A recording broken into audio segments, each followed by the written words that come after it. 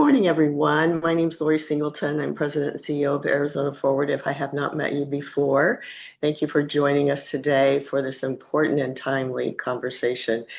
For those of you who may not know who we are and our guests joining us today, we're a nonpartisan membership-based organization made up of more than 150 dedicated members who share a common commitment to shaping a sustainable future for Arizona. We've called this urgent webinar to provide our members with a critical update on recently passed legislation related to the clean energy tax credits, which are very important to us and to Arizona. The bill, as you probably all know, just cleared the Senate and is now heading back to the House. Its implications for Arizona are significant and evolving quickly. Today, we're fortunate to be joined by several local companies as well as our partners from DC to talk about this legislation, how it affects Arizona's and the companies that will be here today. We'll talk more about that, and together they'll help us understand what this means for Arizona's clean energy economy, our communities, and our path forward. We know how important it is to stay informed and engaged, especially when legislation like this can shape the trajectory of our state's environmental and economic future. We're glad you're here to be a part of the conversation, and let's dive in. We wanted to first say that if you have questions, feel free to put them in the chat. The Arizona Forward staff is monitoring that, and we will get to questions at the end. So I'd like to ask each of our speakers to introduce themselves and tell us a little about the work that their organizations do. So we're going to start with David Mills from the Climate Action Campaign, which Arizona Forward has been a partner with this year. It's been very exciting to work with them, and I'll let David tell you a little bit about what they do and his role. Go ahead, David. Thanks, Larry. Hi, yeah, my name is David Mills. I'm with the Climate Action Campaign here based in Washington, D.C. I am a program manager here, and we work along great groups like Arizona Forward to really push the narrative on clean energy and how important it is to key states like Arizona, and working with groups like Arizona Forward to really promote promote that narrative and continue to push it forward to be strengthened in national attention and make sure it is at the top headlines as much as possible in local news. Thank you. We'll hear more from David in a second about kind of what's going on in DC. But Joy, do you want to introduce yourself and tell us about American Solar? Yes. Good morning. First, Lori and everyone at Arizona Forward, thank you so much for putting this together and asking me to participate. And to everyone who is participating on this call, I was thinking about you this morning. If you're impacted by anything that is going on, right? Solar is just one piece of this very big bill. So if you're in a community that's being impacted, I just want to say sorry, and we're all in this together as we work through it as a community with partners like Arizona Forward. So American Solar and Roofing is the original solar installer here in Arizona. We were the first to grid tie into the city of Phoenix and into the city of Scottsdale. We helped our utilities understand how do we move from off-grid to on-grid.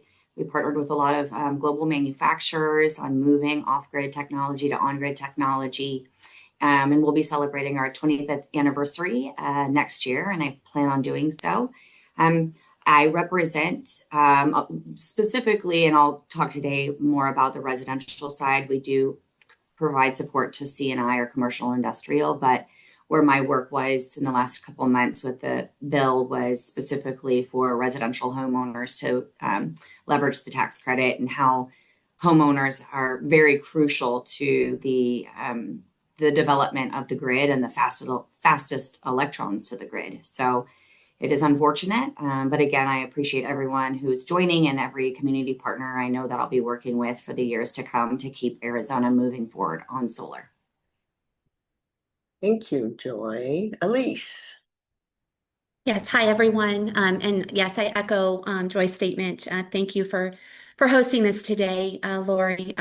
Verigy, we grew up in Arizona. We started here. We are a national award-winning NASCO accredited decarbonization company. We focus on accelerating and simplifying the energy transition. I personally work with local and state government across the state. The company works a lot with K-12, and I'll be talking a lot later about the economic impact of the IRA and how we've truly benefited and how our clients have benefited from this. So thank you. Thanks, Elise. Antone. Hey, Lori. Great to meet everyone. My name is Antoine Mystico. I'm the head of strategy here at Breathe EV. Here at Breathe EV, we're an Arizona-based EV charging company that focuses on enhancing access to electric vehicle charging and minimizing the impact that it has on the grid through innovative hardware and software solutions. We work alongside universities, multifamily, retail, and commercial properties so that they can provide the charging infrastructure to their communities. So we look forward to talking more on this. Thank you. Okay, so many of you are probably watching, as I have been all morning, about what's the latest going on in DC. But David, you're right there, and can you just give us kind of the latest news and where we are related to the legislation?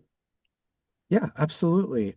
So to give a little more context, yesterday, the Senate passed the reconciliation bill that's currently that just passed the Senate by 51-50, with the tie-breaking vote going to President Vance, who voted to pass the legislation. There were three dissenting votes from the majority party, Senator Tillis from North Carolina, Senator Collins, and then Senator Paul.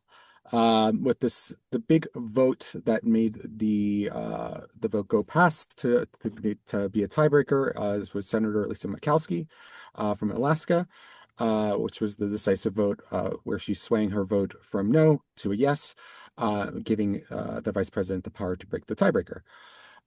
So now that the bill has passed the Senate with that tiebreaker, the bill has gone back to the House, and pending a vote for the new Senate bill. We are waiting to see when that vote happens. House has been basically being sent back to DC for this vote today. Due to some travel restrictions and everything like that, the expectation is the vote will not be happening today, but most likely tomorrow. With the president's deadline of the bill wanting to be passed by July 4th, that is what they're aiming for still. The only concern for the bill not being passed in the House is really through more hardline conservatives who are might have more pushback on the bill through the budget and deficit that the bill will present. Obviously, with this bill in particular, especially with it still being in the House, there's still opportunities to chat with your local representative, in particular in Arizona. Obviously, Siskiyou and Swiker are two members that are very prevalent and definitely worth reaching out to if you live in those districts or know of people that live in those districts to chat about this particular bill. And just to kind of give a brief summary of like what this bill would mean internally overall for clean energy and for Arizona. And so this bill seeks massive cuts to clean energy and other investments in order to give unprecedented tax cuts. The business certainty affordable that the Inflation Reduction Act investments helped to create, which were over 400,000 jobs, are definitely in danger, and I'll let more of the businesses speak about that. Expectation of energy costs going up. There is a high demand, even more so with things like extreme heat and AI consuming more energy. And so the fact that we are scaling back those energy provisions will definitely come at a cost to consumers. And so those are things we are really concerned about in the bill itself. And so just reiterating, if you are in the districts of those members in Arizona, definitely worth reaching out to those members as soon as possible to get your voices heard on this particular bill. And staff is going to put their contact information in the chat just in case you don't have their phone number or email. And we would encourage you all to reach out. Joy, I know you've been a little at the forefront of these discussions and been in DC quite a bit over the past few weeks. Do you want to give us a more perspective as it relates kind of to the solar piece? Yes. And is it okay that I'm addressing a question in the chat? Because Yes. David just did a great job with the overview, and I see that there's one question of like, what is the call to Schweikert or Siscomani, or for that matter, anybody in Arizona or territories outside or communities outside of Arizona at this point, because I woke up this morning at 6:30, like maybe there's hope. But by 7:30, I had confirmation from both Democrats and Republicans serving in the House in their offices that there is no hope for amendments to modify this bill. So if you do make your phone calls to either side of the parties, the only option really is to kill the bill or think about us in the future if any other new opportunities come up for changes in the current tax legislation. So that is where we are today.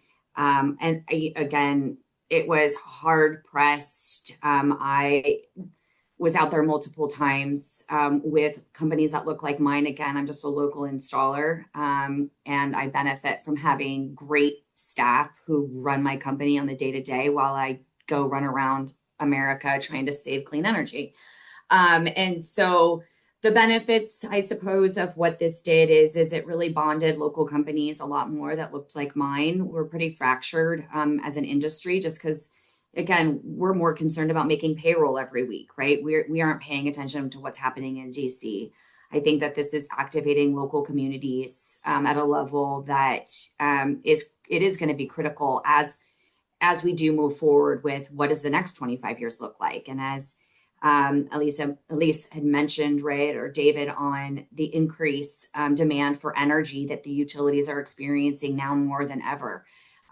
We are now more so to utilities an asset of getting electrons onto the grid. Utility scale came online much faster over the last 3 to 5 years than it had ever in the past. And so we, again, tried our hardest. It wasn't for a lack of trying from all different aspects.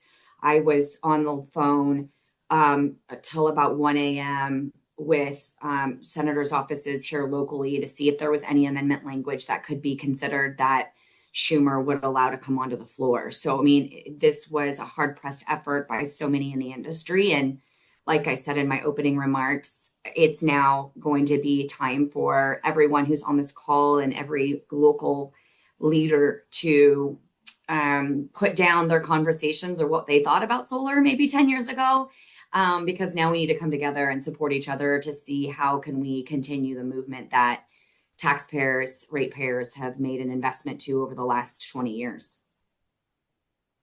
Thank you, Joy. So specifically, just for people who might know, does this kill solar in Arizona, or is it just tremendously slow it down? There's kind of that perspective of what this will do.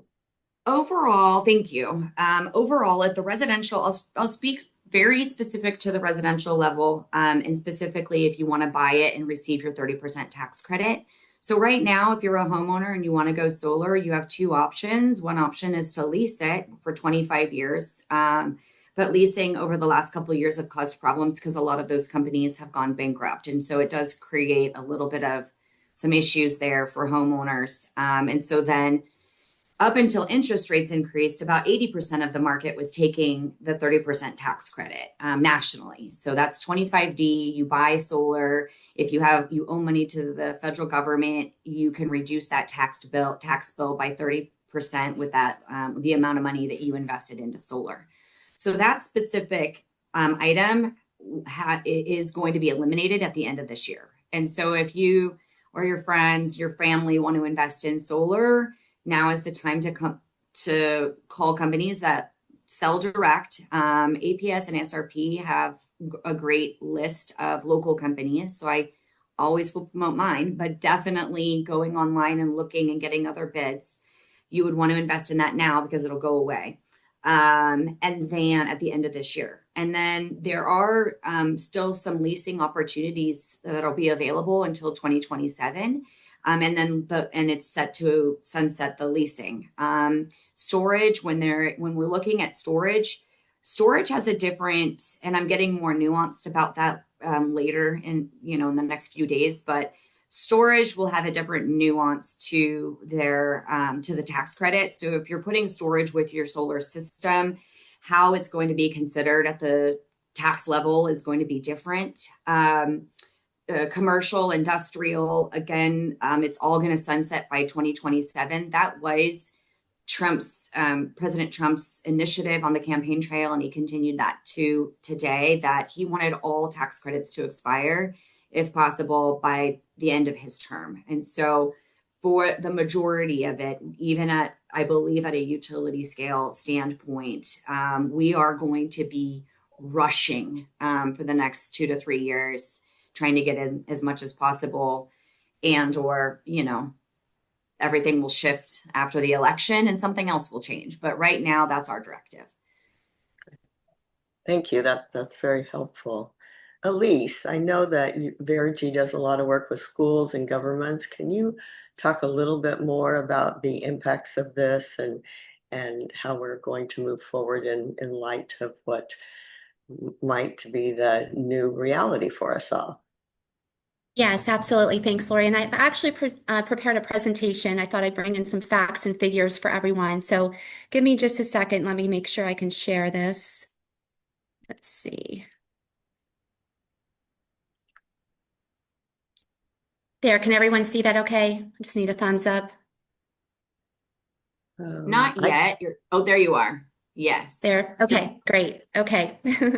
So I wanted to talk a little bit about the economics and definitely what this is bringing to our clients. I've seen firsthand how this Inflation Reduction Act has been a catalyst for unprecedented infrastructure and investment across Arizona. I think that working with our local municipalities and school districts, it not only helps to protect Arizona jobs, but it keeps energy costs affordable for every citizen. Lower utility bills frees up capital that can be reinvested or saved. And additionally, these incentives ensure predictable energy costs for decades to come. And I think, again, touching on all of the demand for energy that's coming, it is so vital that we have this. Hey, Elise. Yes. Folks are saying in the chat that they can't see anything, and they're also curious if you could put it into presentation mode. Let's see. Transition. Let's show. I would have no idea how to do that. So there we go. Is that working? I think that at least I can see it. I'll follow the chats. Yes. Okay. Folks are saying yes. Okay, perfect. Thank you. So like I was saying, the demand for energy, the cost impact, it's more than just the jobs, the savings that you get, that you reap from the IRA. And I'm not an economist by any means. However, I do know that there were reasons for this tax initiative that were put in place. Primarily the purpose is for financial relief and to stimulate the economy. And in case of the IRA, this was put in place to in the domestic energy production and clean energy to strengthen energy security and accelerate the transition to renewable sources. It's also to help lower energy costs, which it has done. Verigy, like I mentioned, we work across the state with many local governments and K-12. we put in place, goodness, over 27 million in expected IRA rebates. So we're hoping that we get these. And I have a couple of case studies that I'll share with you in just a minute, but obviously this has been a tremendous impact to our company and to our clients. So let me touch a little bit on the economic impact. So as you can see, clean energy investment Arizona has reached 12.75 billion, and we're now ninth in the nation for clean energy job growth. The annual economic impact in Arizona is estimated at 784 million, with generating approximately 116 million yearly in state and local tax revenue. Again, that's, the whole purpose is to generate this economy. The new clean energy projects are especially impactful for disadvantaged communities. We work with a lot of rural school districts and municipalities, and the savings is just that I don't know that you can actually quantify what that does for those communities. But anyway, in 2024, Verigy, our solar projects, saved schools and local governments 4.5 million in avoided energy cost alone. A couple of those case studies, City of Eloy. This is a project where Verigy installed a guaranteed energy savings project at their water and wastewater facilities. The city has 15,000 residents, and they had failing older water, wastewater infrastructure. With this project, and again, the help from the IRA, was able to save money, which then can be reinvested back into this community to bolster this community. Chinle School District, this is just awesome, you guys. This one, Verigy worked with the district to bring a far-reaching energy project. It included almost every energy conservation measure. However, the IRA was instrumental in making this project a success. It covered about 50% of the project cost, which doing that offset 60% of their grid electricity. By offsetting this, the schools become less dependent on external energy, which is crucial in remote areas. They're prone to outages. So, what that does for that, and not to mention the upgrades that were essential for indoor air quality, water quality, etc. Another one, this is City of Casa Grande. We partnered with the solar on this one in its wastewater treatment plant. We delivered measurable results here, long-term value for the community. The project not only lowered utility costs, but it also supported broader community sustainability goals. And I keep saying this, but it's how the tax incentives help to put money back into the pockets of our citizens. So they were able to stabilize rates for their residents and ratepayers. So it's just speaking to the economics of this and how important it is. The demand for energy, we know we need some energy. We're doing everything we can, and we need an all of the above approach. So it's really important that I think with the IRA and what this tax incentive did for Arizona, especially with the demand for all the AI and the data centers that are coming in.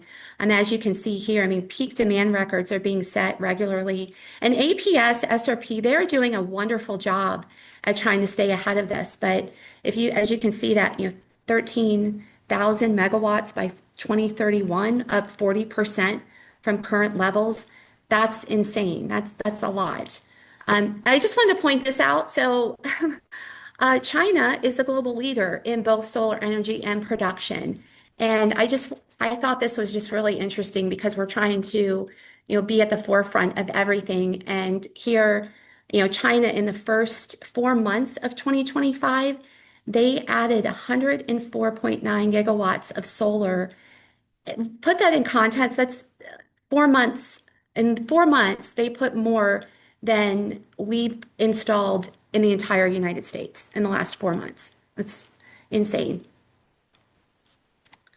So, what are the risks? The risks of this rolling back, modeling shows that in this scenario, Arizona could lose 16,300 jobs by 2030 and over 24,400 by 2035. Household energy costs are going to rise. Bills can increase by 210 in 2030, more than 360 in 2035. our GDP will decline. Rollbacks will also increase carbon emissions. And then it's just, all in all, it's going to raise energy prices, kill jobs, and reduce economic growth. And there you have it. Thanks. Thank you, Elise. Where did you go? Ah, Ah, there we go. Oh, there you are. okay. Thank you for that and for those very specific examples, especially in rural communities. So we want to get to Antone. Antone, would you like to tell us a little bit more about impacts for as we think about electric vehicles? We've talked about solar and energy efficiency and batteries. Can you tell us more about the EV market and what the impacts will be? Yeah, absolutely, Lori. And it's significant for sure, right? Over the past 5 years, electric vehicles have gone from really niche to mainstream, right? I mean, across the nation, we've seen an increase in EV sales from roughly 300,000 vehicles to nearly 1.56 million in 2024. So nearly 5x the increase. And so as we really think about how that is going to be impacted, without the national electric vehicle infrastructure funding and without access to capital, infrastructure becomes at a risk for our communities, right? And the reason why this is really important for us to um, to really understand is that without that infrastructure for highways and city streets to match that growth, we're really going to be disproportionately affected for all of those people that are looking to find clean energy, renewable resource opportunities, and also infrastructure and vehicles. So in terms of how this is impacting, right, the Inflation Reduction Act charger credits traditionally cut down hardware costs by nearly 30% for homeowners and roughly 6% for businesses, which really make it affordable to be able to plug in. So, furthermore, on this, modern chargers really strengthen grid resilience and ensure equitable access across urban, rural, and low-income communities. So, we just think that it's really important that we all take that into consideration, that we continue to find ways to make clean energy affordable and accessible for all. Thank you. David, I'm going to jump back to you and just say, it sounds like what we're hearing that this bill may go through as is. So I think what's important for all of us to think about is how do we pivot and how do we continue to move the needle and what can we do as a community to keep the climate action going. Yeah, I think, and as I stated before, like obviously we still have this little bit of time period to obviously call your House representative, if possible. But if if most likely this bill will pass, and what that looks like afterwards, it is really about putting this stuff out in the forefront and talking, as the other great presenters talked about, is really putting this stuff out and how this affects communities in Arizona, and how it is going to be a detriment for everyone in the state, for things like solar and EVs and all these things getting vastly put down to an extent. And so it's really important to really highlight those things to the community, and that could be to the community and to your representatives and senators, to really put it out in the forefront of their campaigns or agendas as they go for re-election or as they're going back to DC.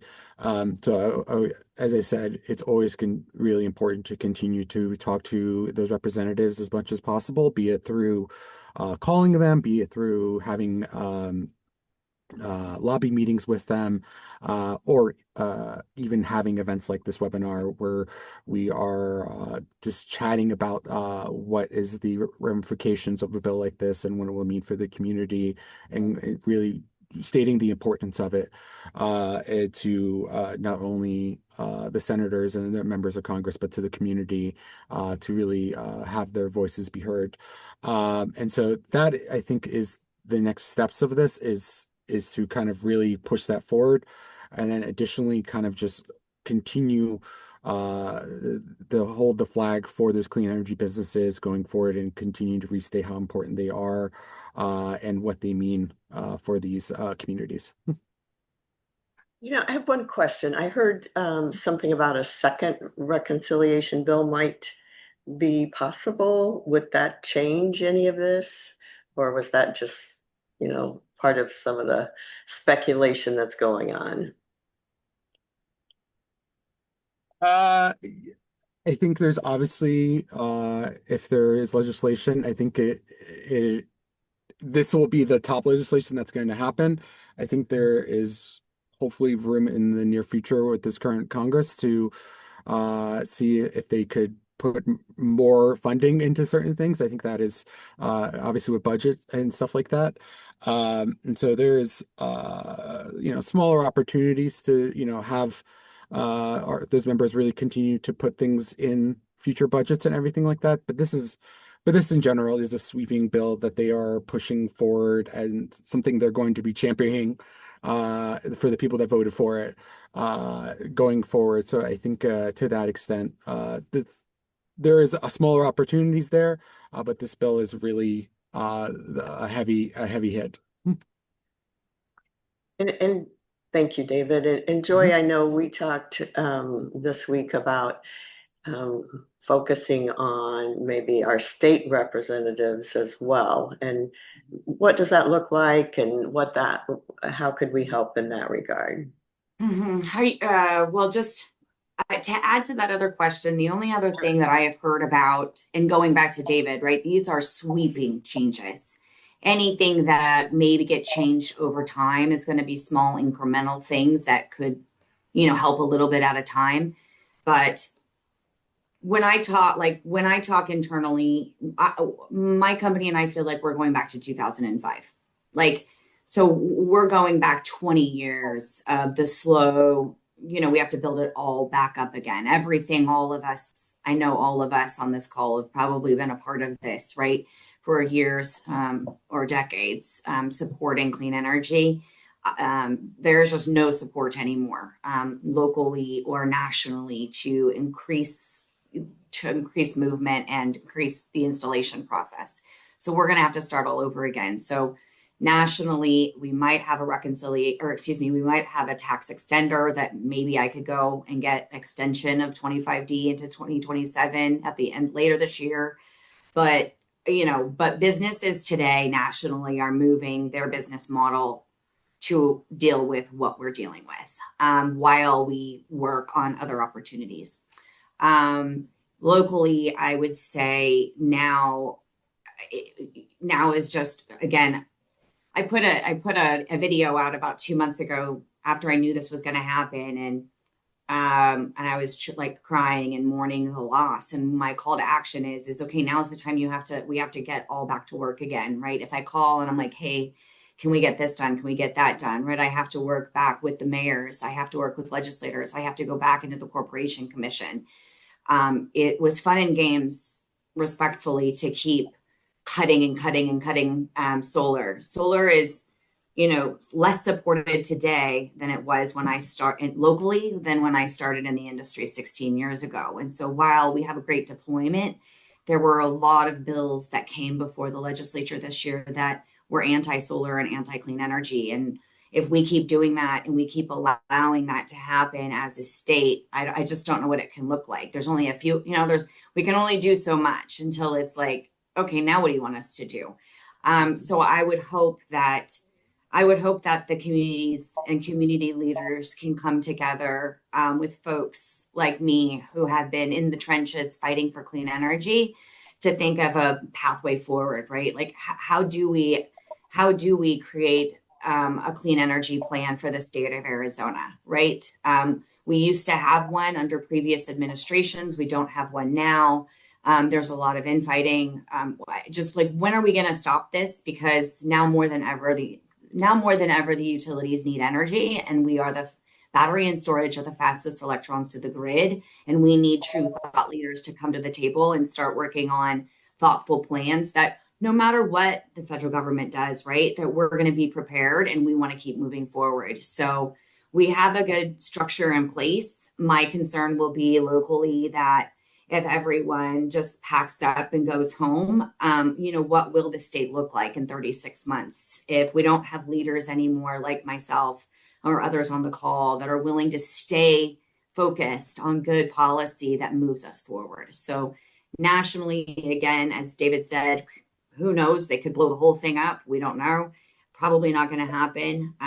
You might have a little bit of movements over the next, few years, but I am dedicated now to come back into Arizona and dust off some stuff that's worked in the past. We need to lower our soft costs, right? So am I going to go to my mayors, my legislature to say, hey, can we lower the permitting costs? Can we increase our time to get permit?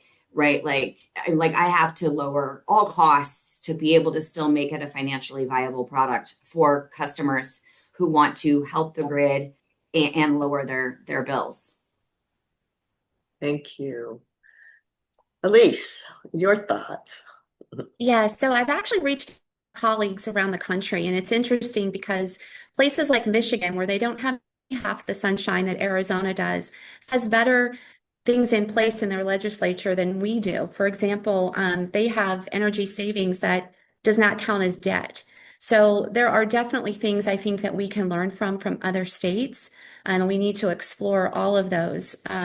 It's incredible that we're living in such a robust state with all of this economic growth, and we're not doing things at the state level that we should be doing. So I would say we can do it here. If the federal government is not going to support it, then let's do it ourselves. Great, thank you. I agree. Antone. Yeah, no, that kind of just piggybacking off what Elise said, I think it really does come at the state level where, if we can really band together and continue to work together on this, there's at least an opportunity at the state level for us to move things forward. So, yeah, hopefully everyone I see has everyone's contact, and I know we love to be a resource and see how we can continue to work together and move the needle forward and not go back to 2005, hopefully, Joy. So. Okay. Yeah. Thank you. I was just trying to monitor the chat because I've seen and I know we've answered some of these questions, but see if my staff is helping me. Have we gotten to all of the questions? Someone has asked for a contact list for all of you, and we'd be happy to share that with all of the attendees today. There is one from Shelley. I understand that cities and counties in Arizona had to invoice the EPA for certain IRA grants, such as the CPRG program. Have the communities that Verigy has helped receive their reimbursements through the IRA yet? Oh, you responded. They did, Yeah. yes, they have, and it's a process. It's definitely documentation is key, and we still have time. So we still have time to, put some of this in place before the end of the year as well. So let's do it. All right. Does anybody else see a question that we haven't answered or in the chat? I think I see. Oh wait, are we answered? So when I see somebody's, what's the potential of anything getting through at the state level? Was that already answered? Because the state level is we have Steiny died, but we answered that. Okay. All right. Well, there's just one other, yeah, I think you did answer that question.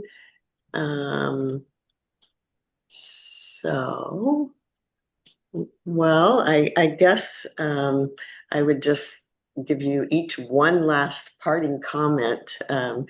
If you could, and you probably have already answered it, but what do you think should be next steps, and how can Arizona Forward help? I know we've talked a lot about that, but should we just choose? I'll go. yeah, you go.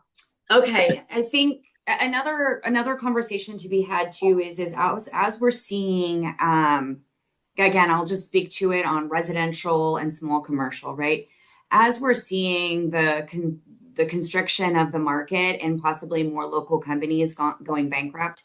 I would say in 2009, we probably had 350 solar companies that had a similar business model to mine. We are at, when I look at the qualified solar installers that both utilities have listed as somebody who would be good enough to let into folks' homes that sell at an ethical level, we're at like 8 to 10, right? And I don't know what that will look like after this is done. This is not an easy industry to be in. And so who knows, right? We might even lose a few more who aren't able to compete. And then because all the solar tax credits could potentially be gone in 2.5 years, right? There's not going to be any new entrants. And so when we're really thinking about our community and our community partners, I am extremely focused on communicating to leaders throughout the state on how we are maintaining the assets that have been deployed. There are so many orphaned systems at the residential and the commercial level, and even schools and government potentially that are not being maintained. And those electrons are just as important and cheaper to bring back up online, right, than any others. So, for example, I have a nonprofit that it has gone solar, 10 to 15 years ago, but because of the budget cuts, they don't know if they're going to have enough money just to replace their inverters, right? And so that's a very low investment to have such a high return. So how are communities and how is Arizona and how are businesses going to support, and maybe provide asset and funding to, nonprofits just to keep those assets online? Because the utilities rely on them. They are part of a portfolio, and Arizona in general is relying on them. And then those local nonprofits were relying on that utility savings to reinvest into their community. And now they're hard pressed. And that conversation just was one conversation that I had this week. And so that's definitely something that that we need to be focusing on as a community. Also is not just new deployment, but maintaining the stuff that's been deployed.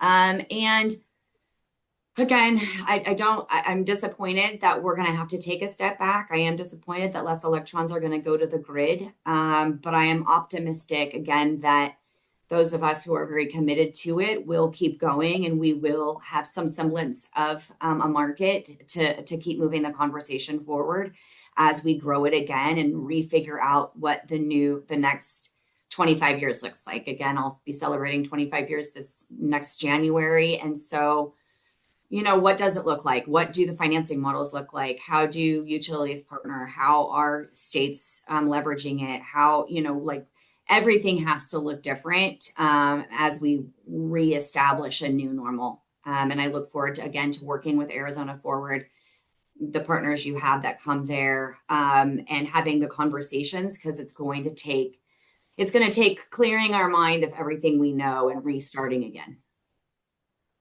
Yeah, that's true. Thank you, Joy. Elise, your thoughts? Yeah, whenever there's been a setback for me, I fight harder. So I feel like it's just a matter, it might sound easy, but we need to educate ourselves. We need to continue doing what we're doing, and we need to fight harder, whatever that takes. So let's not get completely discouraged that we can't do that. Thank you. And Anton. Yeah, absolutely, Laura. Yeah, to really piggyback off of what Joy was saying, a lot on the EV charging side is facing similar downward pressure on the solar side. And so, I think she really captured it all really, really well. But it's just really important that we continue to just place an emphasis on infrastructure and really supporting the companies that are pushing that path forward of really trying to accelerate clean energy here statewide, state and nationwide as well. So. Great. Thank you. And David, closing thoughts. Yeah, just what everyone said is just continue to educate and continue to push what we have and continue to support these groups in not in clean energy businesses in Arizona. I think most importantly is to always keep this in top of mind of representatives as they are going to vote on things like this. Senator Gallego and Senator Kelly really fought for against this bill in the Senate, and I think a large part of that is us here. And so it's important that we continue to voice those opinions for those things going forward, so those senators feel like they need to represent that as they go to DC.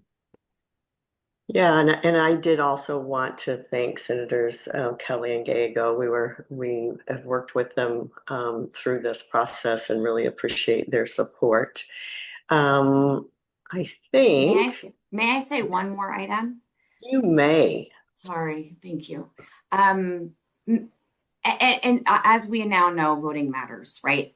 And for those of you who, again, I kind of saw a little bit of the registry, so I'm sure that everybody on this call knows that the Arizona Corporation Commission is really the go-to when it comes to regulatory, when it comes to rate making, and when it comes to all of the programs that I have participated in and helped grow and help develop and help fight for.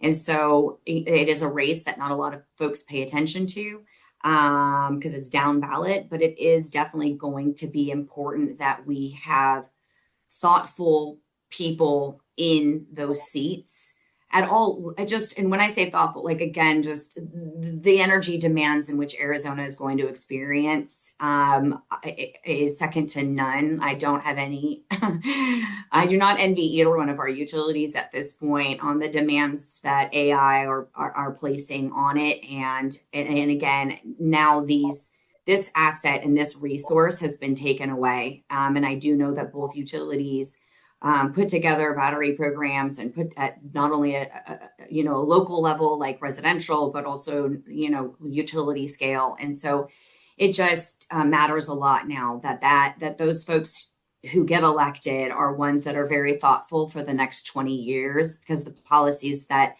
are going to start happening are going to be very impactful at that level. So if you haven't paid attention to that race before, please do so. And having conversations around that will be important as we go into next election year. Yeah, thank you, Joy. And thank you all of us for joining us today for this important discussion. We appreciate especially the insights from all of our panelists. And as we continue to work through this, I did want to mention that our annual summit is October the 10th. So I think this will be a big topic of discussion at that summit. So we would encourage you all to watch your email and register for that on October 10th. I did also want to mention that we are issuing a press release after this webinar today. We have a quote from Mayor Gallego. We had asked her to be here. She wasn't able to, but she did provide us a quote for the press release. And again, just hoping that we continue to get the word out. And I think that is all. I was trying to look. Oh, another thing I just want to mention, if we didn't by chance answer your questions, please reach out to us and we'd be happy to answer or get an answer for you. So again, thank you for your time and engagement and your commitment to building a more sustainable Arizona. And take care and enjoy the rest of your day.